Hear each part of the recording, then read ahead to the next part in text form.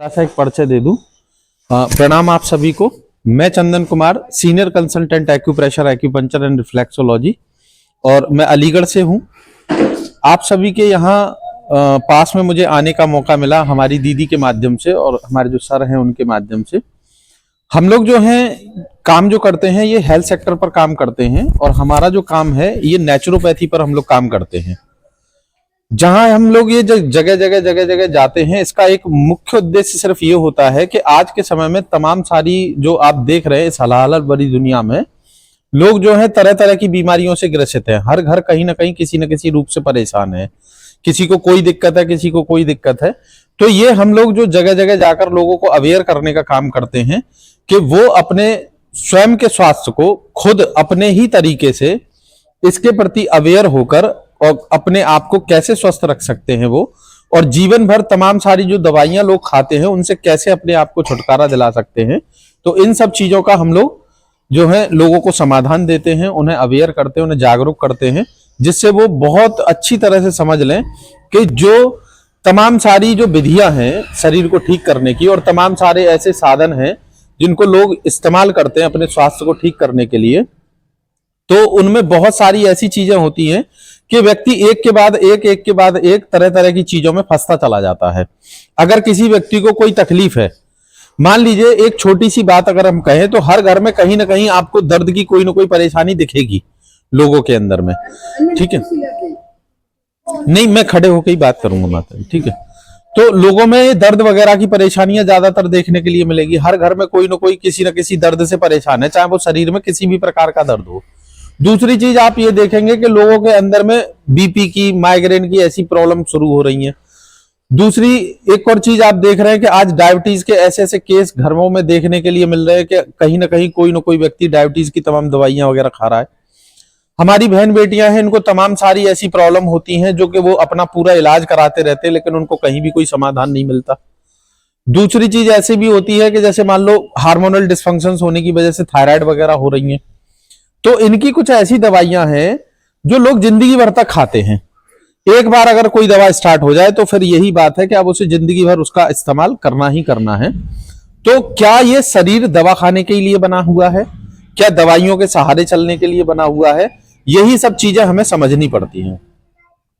इनका जो मुख्य कारण होता है, हमें सिर्फ एक मुख्य वजह समझनी होती है कि किसी भी चीज की अगर कोई एक वजह पता हो जाए कि ये कारण ये है, इसकी वजह से ये काम हो रहा है, तो उस कारण को सुधारने से हम बहुत सारी चीजों को सुधार सकते हैं। अगर हमें ये समझ में आ जाए कि ये जो चीजें जो बिगड़ रही हैं इनका मुख्य कारण क्या है, तो उस कारण पर अगर काम किया जाए तो परमानेंट चीजों से छुटकारा मिल सकता है, जिनसे लोग पूरी जिंदगी तबाह हो जाते हैं, अपनी पूरी जिंदगी डॉक्टर के पास गुजार देते हैं, और पूरी जिंदगी अपनी मतलब तरह तरह की चीजों में ग्रसित होते होते एक बीमारी से कम 4 बीमारी, 5 बीमारी, 10 बीमारी लोगों को होना शुरू हो जाती है। तो ये जो प्रॉब्लम है ये क्यों हुई, किस वजह से हुई, कैसे हुई, बस ये बातें हमें जाननी होती हैं। हमारा जो ये शरीर है, ये शरीर कभी किसी दवा गोली के लिए नहीं बना है। पहली बात तो हमें ये समझनी चाहिए। अगर आपके शरीर में कोई ताकत आएगी तो वो किससे आएगी? आपके खाने पीने से। कभी दवा खा के किसी के स्वास्थ्य में कोई परिवर्तन आया है? दवा खा के कोई पहलवान बना है आज तक? कभी नहीं, किसी भी प्रकार से नहीं। तो हमने सबसे पहले तो ये बात सोचनी है कि आखिरकार ये चीज जो डिस्टर्ब हुई वो क्यों हुई, अब इसका समाधान क्या है। लेकिन अब समाधान कहां खोजेगा व्यक्ति? कहीं ना कहीं किसी डॉक्टर के पास जाएगा, हेल्थ एडवाइजर के पास जाएगा, जो आपके स्वास्थ्य की आपको जानकारी देगा।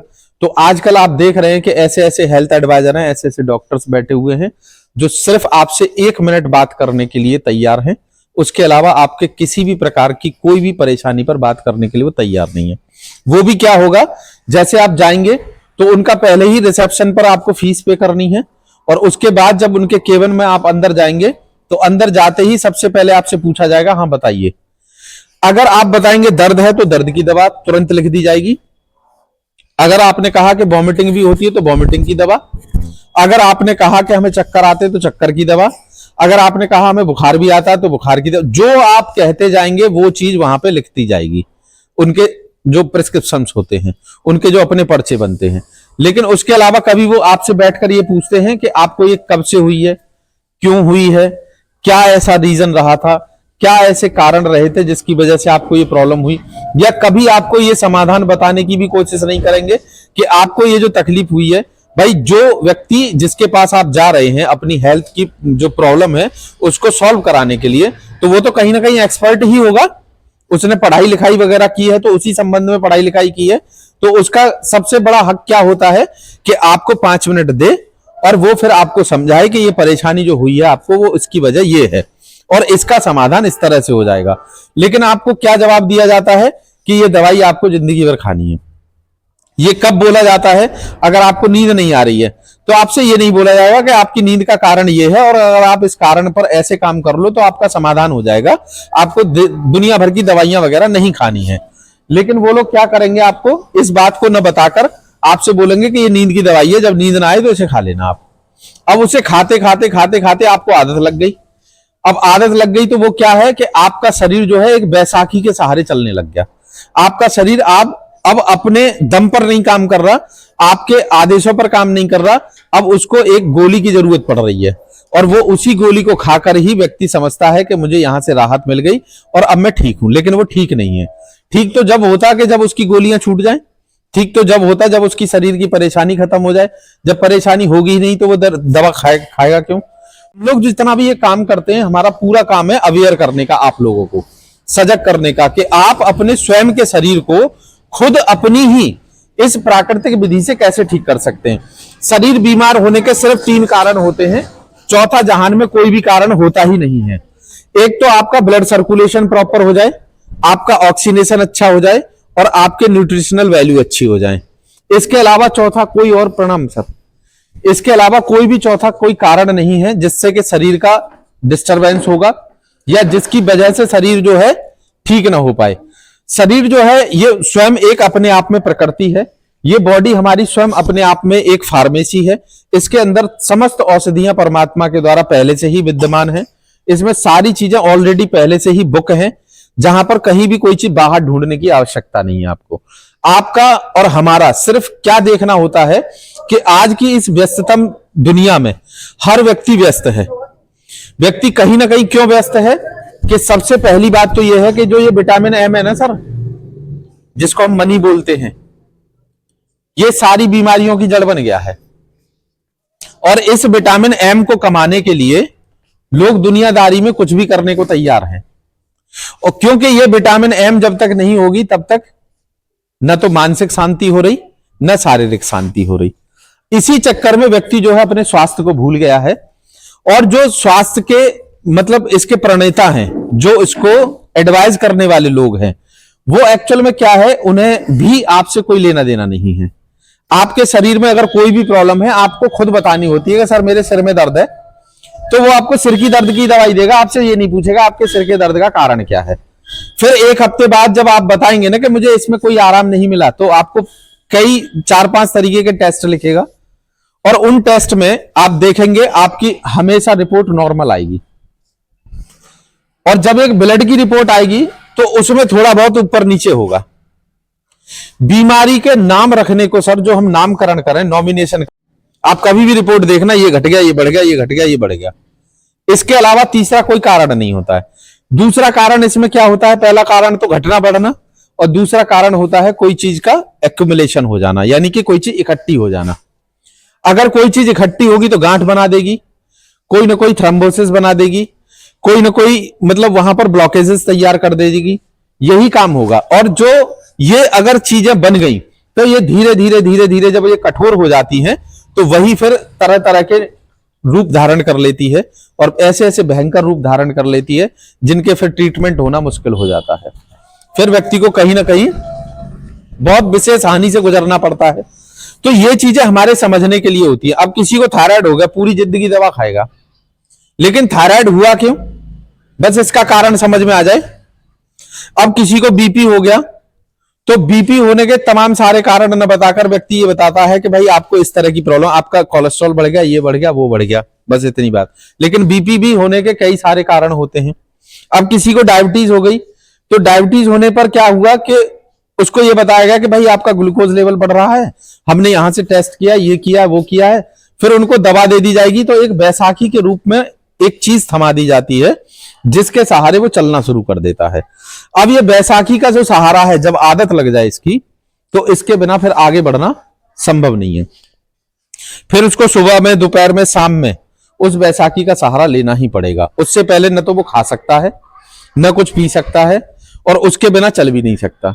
दूसरी बात, जीवन इतना नीरस हो जाता है कि ना तो वो अपने घर पर सुखी रह सकता और ना ही किसी दूसरे के घर पर सुखी रह सकता।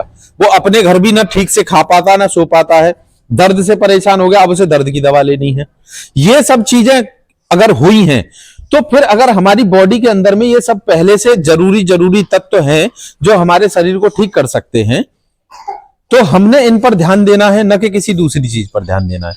तो बॉडी के बीमार होने के सिर्फ 3 कारण हैं कि सर्कुलेशन बन जाए हमारा, अगर बिगड़ गया है तो हमारा न्यूट्रिशनल लेवल अच्छा हो जाए और ऑक्सीनेशन अच्छा हो जाए। तो हमारा जो मेन मोटिव है, हम जो काम करते हैं, हमारी जो टेक्नोलॉजी है, वो टेक्नोलॉजी हम 3 तरह से काम करते हैं। एक तो ब्लड का सर्कुलेशन, जो मोस्ट इंपोर्टेंट पार्ट है आपकी बॉडी का।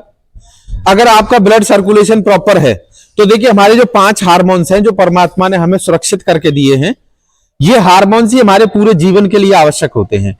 जो हमारे शरीर के अंदर में एंडोर्फिन हार्मोन्स होता है, अडोज के नाम से होते हैं, ये एंडोर्फिन हार्मोन होता है, ये एक नेचुरल दर्द निवारक है। अगर आपके शरीर में, जैसे आपने देखा अभी मैं ऐसे करूं तो ये चोट लग गई, अब यहां दर्द पैदा हो गया, लेकिन ये दर्द जो है सेकंड्स में चला गया। अभी गया कैसे? उस एंडोर्फिन के माध्यम से गया। अगर मुझे अभी ठोकर लग जाए मान लीजिए, तो पैर में अगर लगेगी तो पीड़ा होगी उसमें, तो वो पीड़ा कुछ समय के बाद में खत्म हो जाएगी बिल्कुल। तो कैसे खत्म हुई? जो हमारे अंदर हार्मोन्स था उसकी वजह से। अगर वो हार्मोन्स डिस्टर्ब हो गया तो हमारे शरीर का दर्द जो है फिर वो बंद नहीं होगा, उसमें इसी तरह से दिक्कत होती रहेगी। दर्द कोई बीमारी नहीं होती है, पहली बात तो। दर्द केवल एक अलार्म होता है। जैसे आपका बिजली हमें कैसे पता लगेगी? अगर बोर्ड में कोई इंडिकेटर लग रहा होगा तो उससे पता लगेगी बिजली आ रही है, और अगर वो चली गई बिजली तो इंडिकेटर से ही मालूम लगेगा कि बिजली चली गई। तो ये केवल एक इंडिकेटर की तरह होता है सर जी।